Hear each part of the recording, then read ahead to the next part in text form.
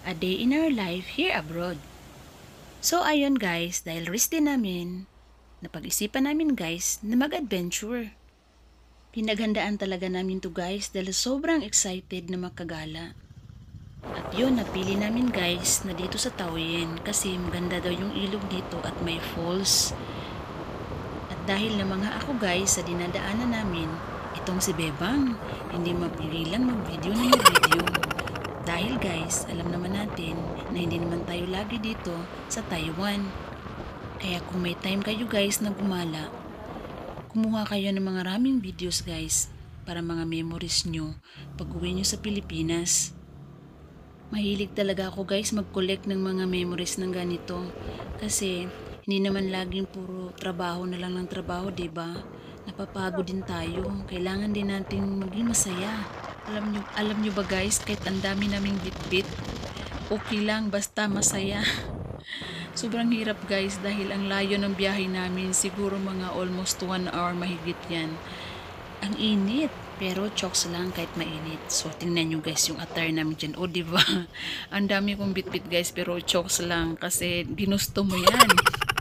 Ako kasi yung klaseng tao guys na gusto ko yung kumpleto yung gamit tsaka organize.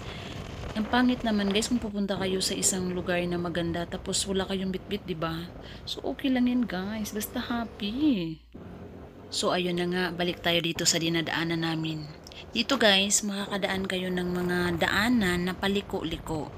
Tsaka meron ding paakyat. Tas meron naman ding pababa na sobrang bukid talaga siya guys. Pero enjoy naman. Masaya sa mata. Masarap pala sa mata. I mean, yun guys, puro green yung makikita mo sa gilid-gilid. Dito sa Taiwan guys, maraming magagandang tanawin. Hindi pa lang talaga namin napuntahan guys kasi kakasimula pa lang namin gumala ng ganito para mag-collect nga ng mga memories. And then, huwag natin kakalimutan na always safe tayo. Mag-ingat kasi dito sa Taiwan guys, may mga nangyayari na din dito na mga tulad sa amin na gumagala.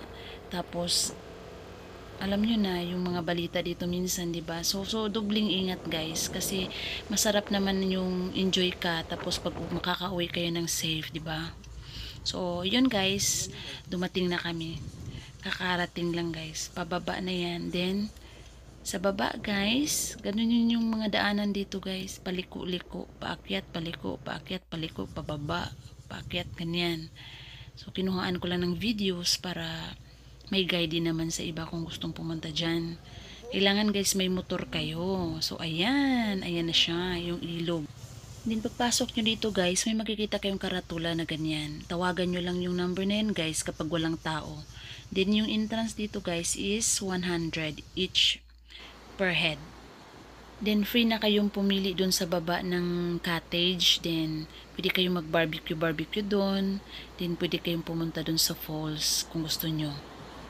So yan guys, nag-videos ako kasi ang ganda niya tingnan sa taas. Tsaka ang green ng paligid. Kaka-relax, alam niyo yun.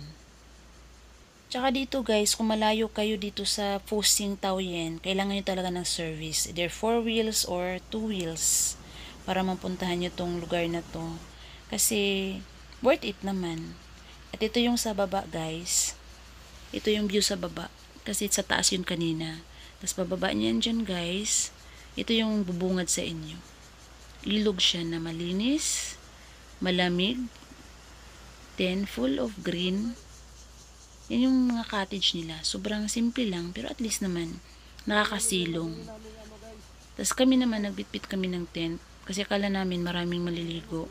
Eh, sabi pala ni kuya, yung tagabantay, pag weekdays daw, minsan meron, minsan konti lang talaga. Pero yung maraming tao na naliligo dito sa ilog na to is, every Saturday daw marami. Saturday, Sunday, ganun. Pero yung naligo kami guys, Tuesday, sa umaga, mga dumating kami mga 9. Kami lang dalawa sa morning. Pero nung hapon na, mga alauna, mahigit. Or alauna yun. May naliligo rin dito na mga ibang lahi. Vietnamese yata yun din, Taiwanese. Okay lang. Pero pag kayo lang guys, sobrang tahimik. Alam niyo yun, parang may nakatitig sa inyo. Sobrang nga yung parang ewan. Kasi nga 'di ba, nga yung paligid puro kahoy. Yan. Pero enjoy naman kahit kami lang dalawa. Ang kulit-kulit ko nga dyan guys eh. Try namin yung nabili naming Tuwang-tuwa ako guys kasi ako yung pumili ng tent na yan. Lahat ng bit-bit namin guys, ako yung nag-arrange niyan. Siya lang talaga yung nagmaneho, no? Ako yung nag-prepare ng barbecue, ako lahat na malengke, ako lahat. Gusto ko kasi guys sulit. Pag may gagawin kang isang bagay na gusto mong sumaya, gawin mo na kasi hindi naman lagi ganun eh, di ba? So ayan yung bit-bit namin guys, kumpleto yan. So nagsimula na kami mag-barbecue. Siya yung tagaluto, ako ng taga-video kasi ako nang din naman nag-prepare niyan. Tinutulungan ko siya, pero sabi niya siya na lang daw. So yan. Pero ewan ko sa kanya guys, di marunong magluto. Ayan na, wala. Nasunog na kasi ang bilis yung uling. Malakas yung siga sa amin yung guys, maapoy na. Tapos nagbitbit rin kami ng hipon ba yan? Shrimp, big shrimp pala yan guys. Then syempre nagtry din akong bumili ng saging kasi na-miss namin yung saging na may margarine. So and then guys, after namin magluto, naligo na kami. Dito lang kami naligo guys kasi after that, kakain pa after ng preparation. At plano sana namin guys na pumunta doon sa falls. Hindi na namin napuntahan guys kasi pag after ng kumain, nag-video okay. Tapos naligo na naman dyan.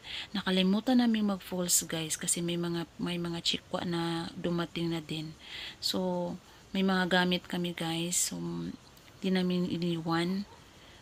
At nag-usap kami na hapon na lang kami pumunta doon. Mga 3. Tsaka, malas din kasi umulan yun. So, yun. Diyan na lang talaga kami guys. Diyan kami naligo. After kain, ligo. Enjoy naman. Sobrang lamig ng tubig. Tsaka, tingnan nyo naman yung kulay guys, no? Yan, kumain na naman. Kain. Pero ang sarap ng barbecue guys, promise. Talo mo yung yung barbecue na kinakain na namin doon sa Chungli. Tsaka yung banana, ang tawag doon sa amin. Yung, hindi kasi yan banana Q. Hindi yan banana Q guys. Ano siya, yung barbecue. Banana barbecue. Ayun. Tsaka yan guys, dito lang kami naka